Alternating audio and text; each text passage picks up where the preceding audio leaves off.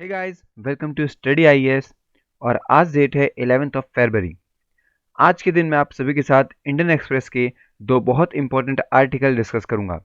पहला आर्टिकल दोस्तों रहने वाला है, आप लोगों को ये तो न्यूज़ पता लग गई होगी कि जम्मू एंड कश्मीर में लिथियम पाया गया है।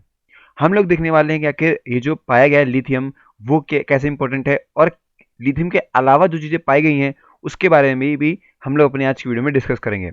दूसरा हमारा टॉपिक रहेगा इंडिया और कनाडा के बीच के रिलेशनशिप के बारे में। बहुत इंपॉर्टेंट है रिलेशनशिप, ओके, इसको भी हम लोग देखने वाले हैं।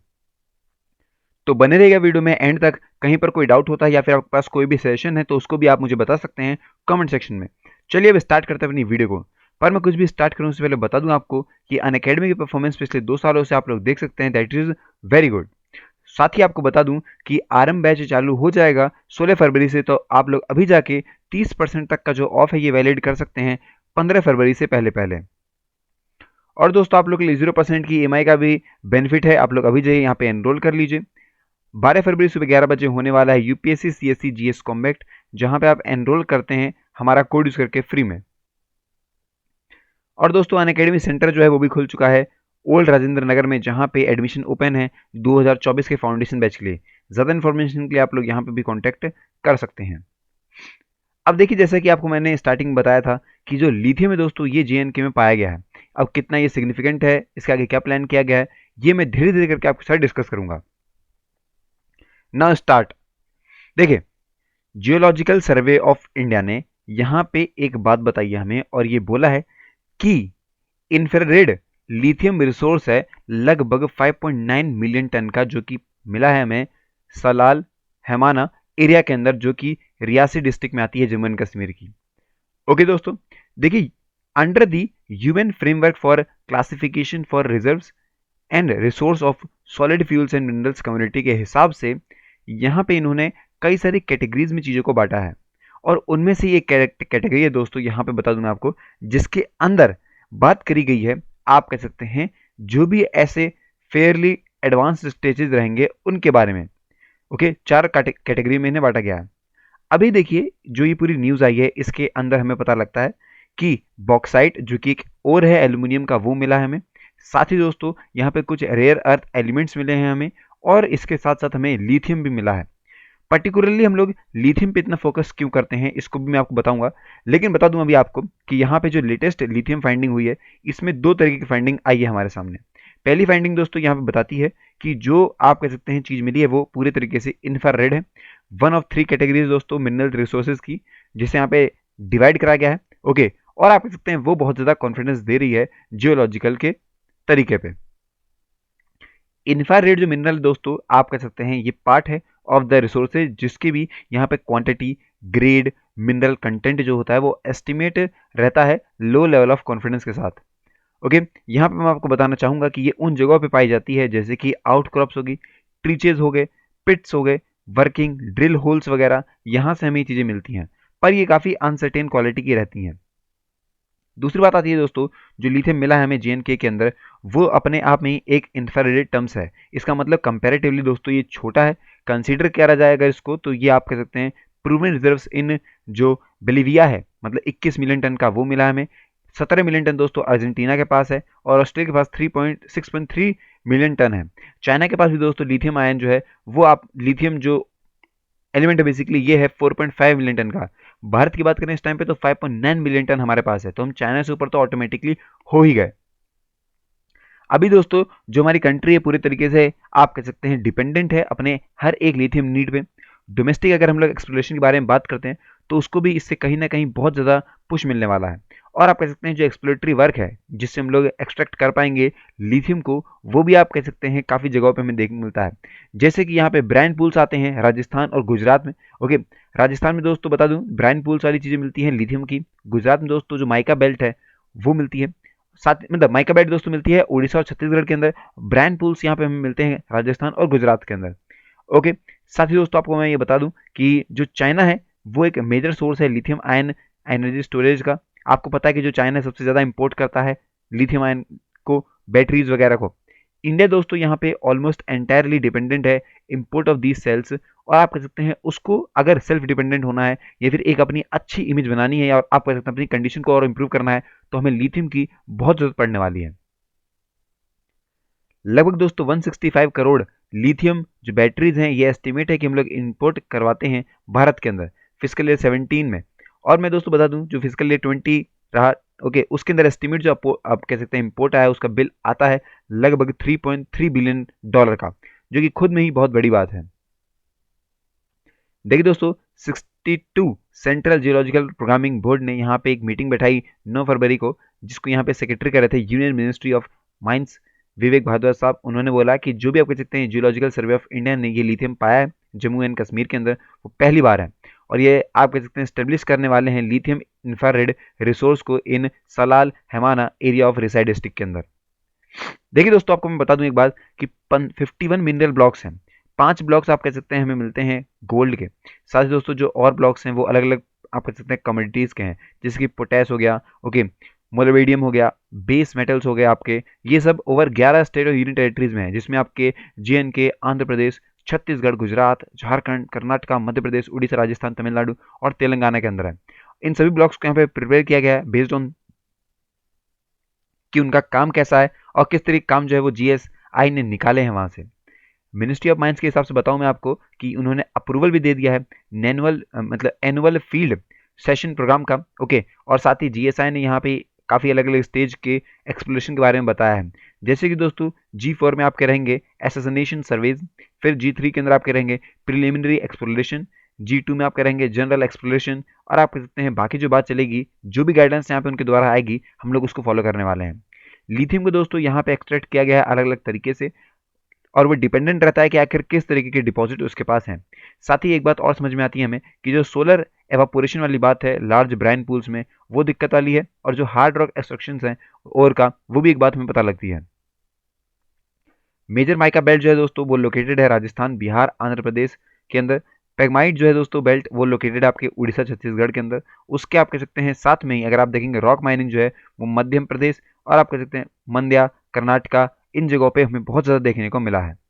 AMD जो है दोस्तों आपको बता दूं मैं, AMD atomic minerals directorate for exploration and research के हिसाब से यहाँ बता दूं मैं आपको, उन्होंने भी काफ़ी सारे एक्सप्लोरेशन मिशन लेके आए हैं। और ये तो दोस्तों बता दूं मैं आपको सरफेस के सरफेस पे, पर काफ़ी सारे सब सरफेस एक्सप्लोरेशन भी इन्होंने किए हैं। अभी दोस्तों यहाँ पे ऑगमेंट हमें लिथियम रिसोर्स मिला है, जो कि पोटेंशियल रखता है जियोलॉजिकल डोमेन हमारी जो कंट्री है उसको और ज़्यादा इंक्रीज करने में, और कहीं ना कहीं हमारी इकोनॉमी को काफ़ी बड़ा बूस्ट मिल सकता है अगर हमने इस पूरे रिसोर्स का एक सही तरीके से इस्तेमाल कर लिया तब। अभी तक सरकार ने अपनी तरफ से तो कुछ ज़्यादा बड़े स्टेटमेंट नहीं दिए हैं कि आगे क्या होने वाला है, फैक्ट्री बनेगी नहीं बनेगी, कंपनी खोलेंगे नहीं खोलेगी, किसको कॉन्ट्रैक्ट देने वाले हैं, ये सारी बातें तो अभी हमारे समझ में नहीं आती हैं, लेकिन जैसे जैसे आती रहेगी मैं आपको अप टू डेट करता रहूंगा। अगला दोस्तों हमारा आर्टिकल आता है इंडिया और कनाडा के रिलेशनशिप के बारे में। देखिए दोस्तों आपको पता है इस टाइम पे जो भारत है उसकी यहाँ प्रेसिडेंसी मिली हुई है G20 की, ओके, पूरे 1 साल रहने वाली है। तो जितनी भी G20 की मीटिंग रहेगी वो भारत देश के अंदर ही रहेगी। इसी मीटिंग के दौरान दोस्तों बता दूं मैं आपको कि अभी आपको बताना चाहूंगा कनाडा के जो फॉरेन मिनिस्टर हैं वो मिलने आई थी बेसिकली, और उन्होंने यहाँ पे एक बायलैटरल विजिट करी है हमारे भारत देश के अंदर। दोनों ही साइड जो है दोस्तों आप कह सकते हैं काफ़ी अच्छे रिलेशनशिप लेते हुए आ रहे हैं पिछले कुछ सालों से। और जो कनाडा के आप कह सकते हैं यहाँ पे इंडो पैसिफिक स्ट्रेटेजी है, इसमें भारत का बहुत बड़ा हाथ है।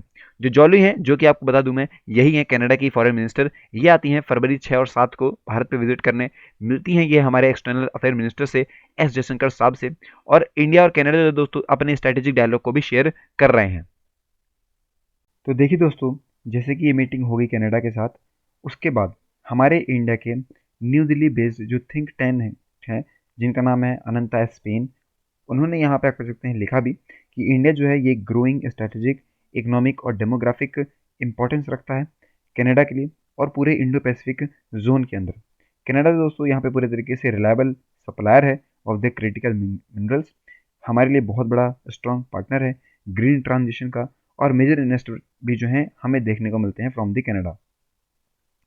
अगर हम बात करें स्पेसिफिक इंडो पैसिफिक रीजन के बारे में क्यों वो इतनी इंपॉर्टेंट है, तो मैं आपको बताना चाहूँगा कि जो कनाडा है ये पूरे इंडो स्पेसिफिक स्ट्रेटजी को देख चुका है। इसने डोमेस्टिक और इंटरनेशनल कॉल्स भी करी हैं फॉर ओटावा कि वो ज्वाइन कर सकें US lead alliance against China के खिलाफ, ओके। जो कनाडा है इसका 20% जो पॉपुलेशन है ये पूरी तरीके से ओरिजिनेटेड है इंडो पैसिफिक रीजन की। और आपको बता दूं मैं, जो कनाडा है ये लास्ट G7 नेशन है कि वो एम्ब्रेस कर सकता है इस पूरे इंडो पैसिफिक के कॉन्सेप्ट को। ओके, देखिए आपको बताना चाहूँगा मैं कि काफ़ी सारे जो इकोनॉमिक इंटरेस्ट हैं, स्टैक हैं ओटावा के, वो भी हमें देखने को मिलते हैं। उनके यहाँ पे कई सारे एफर्ट्स जो कि रिपेयर कर रहे हैं अपने संबंध बीजिंग के साथ, ये भी हमें देखने को मिलती है। लेकिन जो लिबरल पार्टी है दोस्तों, ये खुद में ही आप कह सकते हैं काफ़ी सारे स्टेप ले रही है कि जिससे वो आप कह सकते हैं एंटी चाइना बना सके बाहर के जो देश हैं उनको, जिसमें आपके यूएस हो गया, साथ ही कनाडा ये वगैरह, इन सब जगहों पे ऑटोमेटिकली यहाँ पे उनका नुकसान या फिर उनसे दुश्मनी मोल ले रहा है चाइना। लास्ट ईयर दोस्तों यहाँ पे काफ़ी सारे स्टेप्स लिए गए थे, आप कह सकते हैं जो कि कनाडा चाइनी पॉलिसी के अंदर था उसके तहत, जिनके अंदर यहाँ पे आप कह सकते हैं एक सडन टाइटनिंग इन्वेस्टमेंट रूल बनाया गया था और प्रिवेंट किया गया था चाइनीज स्टेट कंपनीज को कि वो सारा कंट्रोल ले सकें अपने क्रिटिकल मिनरल्स और उनकी माइंस की इंडस्ट्री पे। जो यहाँ पे ट्रूडो गवर्नमेंट है ये सजेस्ट करती है कि ऐसे कुछ डिसीजन लिए जाएं जिन पे असेसमेंट हो और जो थ्रेट है उनके नेशनल सिक्योरिटी पे, इस पे भी काम किया जाए। उन्होंने यहाँ पे दोस्तों हवाई 5G को भी बैन किया। कनाडा पार्लियामेंट ने यहाँ पे एक बिल पास किया था जहाँ पे उन्होंने डिक्लेयर किया था कि चाइना जो है वो ट्रीट कर रहा है उनके, आप कह सकते हैं जो यूगुर माइनॉरिटी है, एज अ जेनोसाइड। तो इस तरीके से उससे नाराज होते हुए इन्होंने इस काम को किया था। क्या फीचर हैं इस पूरी स्ट्रैटेजी के? देखिए दोस्तों, जो चाइना है आपको बताना चाहूँगा वो एक काफ़ी इंक्रीजिंग डिस्ट्रप्टिव ग्लोबल पावर निकल के आता है, पावरफुल है पर गलत डायरेक्शन में है। और काफ़ी बड़े यहाँ पे फैक्टर्स हैं जिनसे कि कॉम्प्लेक्स और डीपली इंटरविंडियड रिलेशनशिप बन रहे हैं चाइना के साथ। जो कनाडा है ये अपने पूरे इंडो स्पेसिफिक स्ट्रैटेजी के अंदर काफ़ी क्लियर है कि उसको यहाँ पे क्या काम करना है, किसके साथ अलायन रखना है, कौन उसके पार्टनर होंगे उस रीजन में या फिर पूरे दुनिया भर में। तो ये बात को लेके जो कनाडा है ये पूरे तरीके से क्लियर है। बीजिंग दोस्तों यहाँ पे इंक्रीजली यहाँ पे डिस्कार्ड दिखा रहा है खुद को सेम इंटरनेशनल रूल्स को लेके और नॉर्म्स को लेके। ओके, अगर शॉर्ट में बताऊँ मैं आपको, तो चाइना है और आप कह सकते हैं, आपको बता दूं जो इंग्लैंड है बेसिकली, और जो कनाडा और जो आप कह सकते हैं चाइना है, ये खुद में ही अपोजिटिकली काम कर रहे हैं नेशनल इंटरेस्ट को लेके और कॉर्पोरेट कर रहे हैं जिस भी तरीके से चाइना जो है उसकी ज़रूरत के हिसाब से। अगर हम पूरी स्ट्रेटजी के बारे में बताऊँ मैं आपको, तो ये कंटेन करते हैं एक फंडिंग कमिटमेंट जिसमें लगभग $1.7 बिलियन का काम है 5 सालों के लिए। इसके अंदर काफ़ी सारे प्रोजेक्ट्स हैं। और एक और बात, यूएस लीड यहाँ पे G7 partnership for global infrastructure और इन्वेस्टमेंट के तहत यहाँ पे यूएस लगभग $403 मिलियन की, आप कह सकते हैं, एनहांस मिलिट्री प्रेजेंस को बढ़ाना चाह रहा है। ओके, और साथ ही जिसके अंदर हमारा थर्ड फ्रिगेट जो है इंडियन ओशन में, उसकी बात को भी बता रहा है। एक्सपेंड करना चाहते हैं पार्टिसिपेशन हमारे रीजनल मिलिट्री एक्सरसाइज के अंदर। इन सब के बावजूद दोस्तों जो भारत है और जो कनाडा है इसकी रिलेशनशिप काफ़ी अच्छी रही है। हम लोग यहाँ पे काफ़ी सारी वैल्यूज़ को शेयर करते हैं, चाहे वो डेमोक्रेसी में हो, चाहे वो प्लुरलिज्म में हो, चाहे वो एक्सपेंडिंग इकोनॉमी में हो, एंगेजमेंट हो, चाहे वो आप कह सकते हैं हाई लेवल इंटरेक्शंस हो। ये सब में हम लोग आप कह सकते हैं कनाडा के साथ काफ़ी अच्छी दोस्ती हमारी रही है। पर एक बहुत बड़ा इशू ये भी है कि जो इंडिया है वो सेफ हेवन है कनाडा के लिए। ओके, जैसा आपको पता है कनाडा के अंदर खालिस्तानी ग्रुप जो हैं वो भी दिक्कत में आते हैं, वो दिक्कत डालते रहते हैं, उनका भारत के साथ अलग गुस्सा है, वो भी दिखाते रहते हैं वहाँ पे। ओके, जो ट्रूडो है इन्होंने आप कह सकते हैं इंडिया को विजिट किया था 2017 के अंदर। वॉज अ डिप्लोमेटिक डिजास्टर जब हुआ था खालिस्तान इशू पे, उस बारे में भी डिस्कशन हुआ था। लास्ट ईयर दोस्तों दिल्ली ने यहाँ पे ऑब्जेक्ट भी उठाया था कनाडा को कि वो कैसे परमिट कर रहे हैं खालिस्तानी के, आप कह सकते हैं, सेशनिस्ट रेफरेंडम को सिख डायस्पोरा के अंदर। और कहीं ना कहीं जो उनकी एडवाइजरी है वो भी अगेंस्ट है ट्रैवल इन कनाडा को लेके। ये सब बातें भी हमें निकल के आती हैं। दोनों ही कंट्रीज दोस्तों इस टाइम तक तो ये रियलाइज़ कर चुकी हैं और यहाँ पे इन्होंने अब तक कोई भी अटेम्प्ट नहीं लिया है कि वो रीसेट कर सकें अपनी बायलैटरल टाइज को। पर आपको बता दूं कि जो कनाडा वोट बैंक रिस्ट्रेन है और इंडिया के सिक्योरिटी नॉर्म्स हैं, ये सब साथ मिलकर काम कर रहे हैं। कनाडा और इंडो पैसिफिक जो स्ट्रेटजी है कनाडा की, वो ये कहती है कि जो इंडिया है वो स्ट्रेटेजिक इंपॉर्टेंस रखता है उनके लिए, अगर उन्हें अपनी इकोनॉमी ग्रो करनी है उस रीजन में। वर्ल्ड जो है दोस्तों, वर्ल्ड की मोस्ट प्रॉस्पेरस जो कंट्री है उनमें से एक भारत को बताया इन्होंने। और अगर चाइना से आपको लड़ना है तो आपको भारत का साथ ज़रूर से ज़रूर चाहिए होगा, अदरवाइज़ आप लोगों के लिए बहुत ज़्यादा मुश्किल हो जाएगी। अंडर नेगोशिएशन दोस्तों जब हम बात करते हैं ईपीटीए के साथ, तब ये देखा गया था और उस टाइम पे भी यहाँ पे कॉम्प्रिहेंसिव इकोनॉमिक पार्टनरशिप के बारे में बताया गया था। इन्होंने यहाँ पे आप कह सकते हैं वाइडर रिसेट रखा टाइज का, और ये भी देखा कि आखिर किस तरीके से डीकपल कर सकते हैं चाइना के साथ में। ओके, तो ये सारी बातें हैं जो कि हमें इंडिया और कनाडा के रिलेशनशिप के बारे में पता लगती है। आई होप कि आपको चीज़ समझ में आई होंगी, लेकिन अगर अभी कोई आपका डाउट है तो ये आप मुझसे पूछ सकते हैं कमेंट सेक्शन के अंदर। मिलते हैं नेक्स्ट वीडियो में, तब तक के लिए have a nice day and take care.